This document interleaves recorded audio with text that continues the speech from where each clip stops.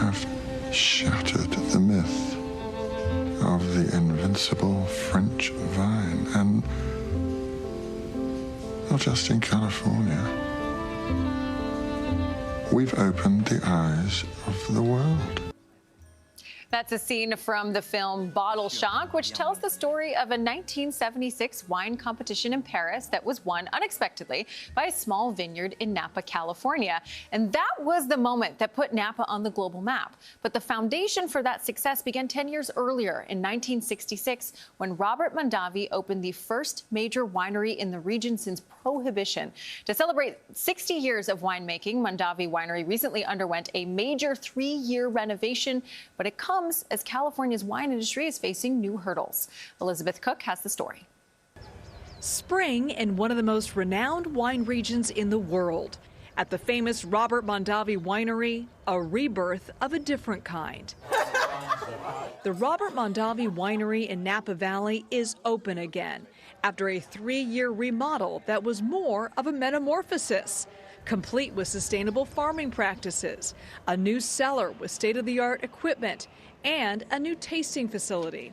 The project was as much about the land as it was about the buildings. David Darling is the lead architect on the project. He remembers coming to the winery when he was younger with his parents and walking through the Mondavi Arch. Our goal was to preserve the legacy and to kind of bring it into the future. So it suggests both restoration but also innovation. David understood the need to maintain the iconic elements of the original construction, including the tower and arch, pictures of which remain on the Mondavi wine labels, while creating a more modern indoor and outdoor space for visitors to appreciate the property.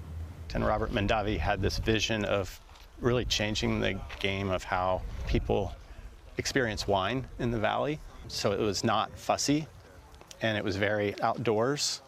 But over the years, it kind of gradually, through ad hoc additions, became heavier and more introverted. So our goal was simply to extrovert it and reconnect it to the land. After all, it was the land that drew Robert Mondavi to Napa Valley. He opened in 1966, the first major winery in Napa since Prohibition. Before him, buying a nice bottle of wine meant it probably came from Europe. His mission? Convince the world that California wine could stand up to the best labels in France. And why is French oak important?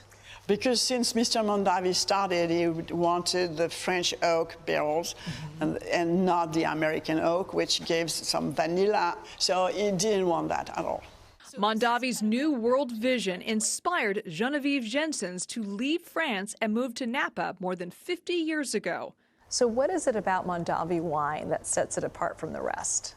If you go to the Champagne region, you visit Dom Pérignon, they still talk about Dom Pérignon as a leader, and I really believe Mr. Mondavi will be seen in 200 years as a leader of Napa Valley. Mondavi was also a pioneer in wine tourism and was one of the first in Napa to open a tasting room. Fast forward to 2026, the buzz for wine is waning. According to Visit Napa Valley, the overall number of tourists coming here is 10% lower than pre-pandemic levels. Many smaller wineries and growers have let their grapes rot on the vines or rip them up altogether because it doesn't pay to harvest them. Curtis Agawa is the director of winemaking at Mondavi. In 2025, year-end volume was down nearly 7 million cases, and year-end revenue was down almost $1 billion. That was just last year. When you look at those numbers, does that concern you? You just reopened. Yeah, I mean, I think it's definitely concerning. American wine is getting more expensive, up as much as 11% on average. A Gallup survey found 54% of American adults drink alcohol, the lowest percentage in 90 years. As for the millennials and Gen Zers who do imbibe, they're not necessarily picking wine. A lot of the times they're picking spirits, they're picking pre-made mixed drinks. How do you make wine cool again?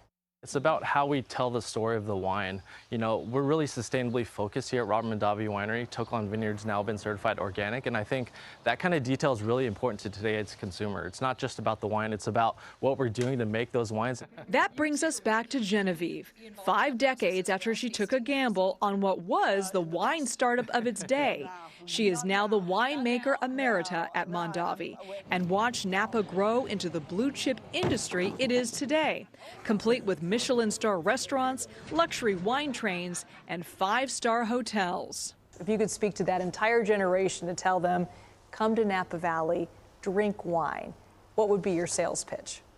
Say, enjoy life and share with friends. It's the best way to share ideas and friendship.